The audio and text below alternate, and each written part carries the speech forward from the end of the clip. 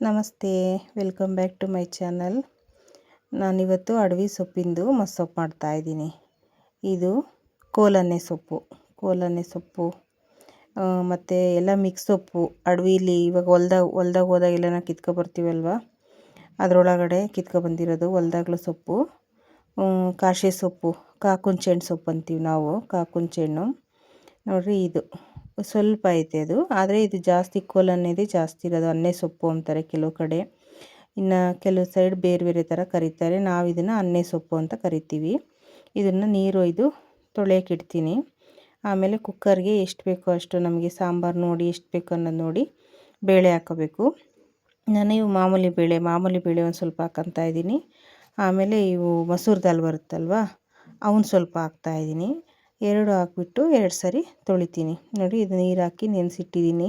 ಅದರಲ್ಲಿ ಹೊಲದ ಸೊಪ್ಪಲ್ಲ, ಮಣ್ಣೆಲ್ಲ ಬಿಟ್ಕೊಳುತ್ತೆ 2-3 ಸರಿ ತೊಳೆದ್ರೆ. ಹಂಗಾಗಿ ನೆನೆಸಿಟ್ಬಿಟ್ಟು ಬೇಳೆ ತೊಳ್ಕೊತಾ ಇದ್ದೀನಿ. ಬೇಳೆ ತೊಳೆದಿರೋವು, ಅಕ್ಕಿ ತೊಳೆದಿರೋ ನೀರನ್ನ ಯಾವತ್ತೂ ವೇಸ್ಟ್ ಮಾಡಬಾರ್ದು. ಅವನು ಗಿಡಗಳಿಗೆ ಹಾಕಿದ್ರೆ ಚೆನ್ನಾಗಿ ಗ್ರೋತ್ ಆಗುತ್ತೆ ಗಿಡಗಳು.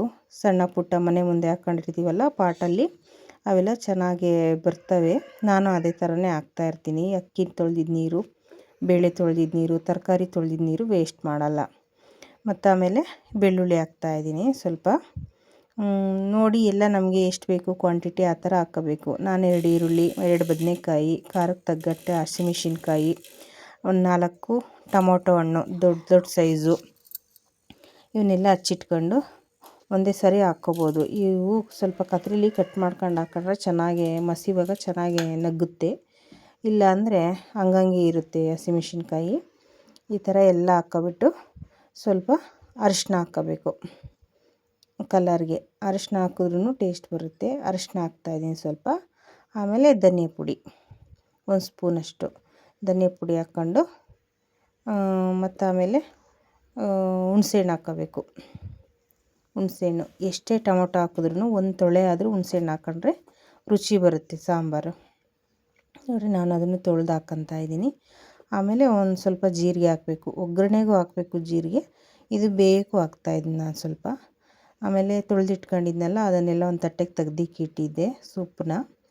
ಇವಾಗ ಕತ್ರಿಲಿ ಕಟ್ ಮಾಡ್ತಾಯಿದ್ದೀನಿ. ನನಗೆ ಕತ್ರಿಲಿ ಕಟ್ ಮಾಡೇ ಅಭ್ಯಾಸ, ಹಾಗಾಗಿ ಇದನ್ನು ಸೊಪ್ಪನ್ನು ಕತ್ರಿಲಿ ಕಟ್ ಮಾಡ್ಕೊತಾ ಇದ್ದೀನಿ. ಅಡುಗೆ ಮನೆಗಂತಲೇ ಇಟ್ಟಿರ್ತೀನಿ ಒಂದು ಕತ್ರಿ. ಈ ಥರ ಸಣ್ಣ ಕಟ್ ಮಾಡಿ ಎಲ್ಲ ಅದರೊಳಗಡೆ ಹಾಕ್ತಾಯಿದ್ದೀನಿ ಕುಕ್ಕರ್ಗೆ. ತುಂಬ ಚೆನ್ನಾಗಿರುತ್ತೆ. ಬಿಸಿ ಮುದ್ದೆ ಮಾಡ್ಕೊಂಡ್ರೆ ಇದ್ರ ಜೊತೆಗೆ. ನಾನು ಇದ್ರ ಜೊತೆಗೆ ಸ್ವಲ್ಪ ಬಾಯಿಲ್ಡ್ ಎಗ್ ಫ್ರೈ ಮಾಡ್ಕೊಂಡಿದ್ದೀನಿ ಸೈಡ್ಸ್ಗೆ. ನೋಡಿ, ರುಚಿಗೆ ತగ్గಷ್ಟು ಉಪ್ಪು ಹಾಕ್ತಾಯಿದ್ದೀನಿ. ಉಪ್ಪು ಹಾಕ್ಬಿಟ್ಟು ಎಷ್ಟು ಬೇಕೋ ಅಷ್ಟು ನೀರು ಕ್ವಾಂಟಿಟಿ ನಮಗೆ ನೋಡ್ಕೊಂಡು, ಸಾಂಬಾರು ಗಟ್ಟಿಗೆ ಬೇಕೋ ತೆಳ್ಳಗೆ ಬೇಕೋ ಅನ್ನೋದು ನೋಡ್ಕೊಂಬಿಟ್ಟು ನೀರು ಹಾಕ್ಕೊತಾ ಇದ್ದೀನಿ. ಇನ್ನೊಂದು ಸ್ವಲ್ಪ ಹಾಕ್ಕೊಂಡೆ, ಒಂದೇ ಸರಿನೇ ತೋರಿಸಿರೋದು. ನೀರು ಹಾಕ್ಕೊಂಬಿಟ್ಟು ಇದನ್ನು ಒಂದು 3-4 ವಿಜಿಲ್ಲು ಕೂಗಿಸ್ಕೋಬೇಕು. ತುಂಬ ಚೆನ್ನಾಗಿ ಒಂದು 5 ವಿಜಿಲ್ ಆದ್ರೂ ಏನು ತೊಂದರೆ ಇಲ್ಲ. ಚೆನ್ನಾಗಿ ಬೆಂದಷ್ಟು ಕೂಗಿಸ್ದಷ್ಟು ಚೆನ್ನಾಗಿ ಮಸಿಬೋದು. ಮಸಿಯೋಕ್ಕೆ ಏನು ತೊಂದರೆ ಆಗೋಲ್ಲ. ಇದನ್ನು ಒಂದು 4-5 ವಿಜಿಲ್ ಕೂಗಿಸ್ಬಿಟ್ಟು ಅದನ್ನು ಸಾರು ಬಸ್ಕೊಂಡು ಕಟ್ಟಿರುತ್ತಲ್ಲ ಒಳಗಡೆ ಇದು, ಅದನ್ನು ಒಂದು ತಪ್ಪಲೆಗೆ ಸಪ್ರೇಟ್ ಬಗ್ಗಿಸ್ಕೊಂಡು ಇದನ್ನು ನುಣ್ಣಗೆ ಮಸಿಬೇಕು. ಹಸಿಮೆಣ್ಸಿನ್ಕಾಯಿ ಕಟ್ ಮಾಡ್ಕೊಂಡಿದ್ರೆ ಚೆನ್ನಾಗಿರ್ತಿತ್ತು. ನೋಡಿ, ನನಗೆ ನಿಂತ್ಕೊಂಡು ಮಸಿಯೋಕ್ಕಾಗಿಲ್ಲ, ಹಂಗಾಗಿ ಕುತ್ಕೊಂಡು ಮಸಿದ್ಬಿಟ್ಟು ತೋರಿಸ್ತಾಯಿದ್ದೀನಿ. ಹೇಗಿದೆ ಅಂತ ಹೇಳಿ ನೀವು.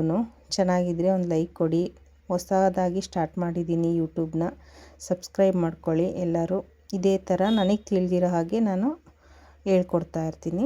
ನೋಡಿ, ಸಾಂಬಾರನ್ನ ಕಟ್ ಹಾಕಿದೆ, ಎಷ್ಟು ಬೇಕೋ ಅಷ್ಟು ನೋಡ್ಕೊಂಬಿಟ್ಟು ಇದಕ್ಕೆ ಒಗ್ಗರಣೆ ಹಾಕ್ಕೋಬೇಕು.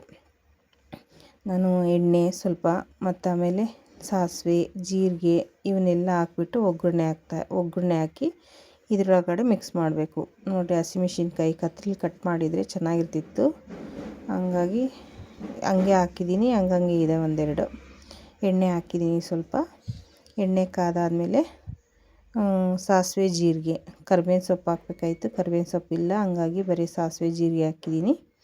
ಸಾಸಿವೆ ಜೀರಿಗೆ ಹಾಕಿ ಸ್ವಲ್ಪ ಒಂದು ಹಚ್ಚಿಟ್ಕೊಂಡಿರೋ ಈರುಳ್ಳಿ ಹಾಕಿ ಅದು ಸ್ವಲ್ಪ ಚೆನ್ನಾಗಿ ಫ್ರೈ ಆದರೆ ಚೆನ್ನಾಗಿರುತ್ತೆ ಸಾಂಬಾರಲ್ಲಿ ತಿನ್ನೋಕ್ಕೆ. ನೋಡಿ ಹೇಗಿದೆ ಅಂತ.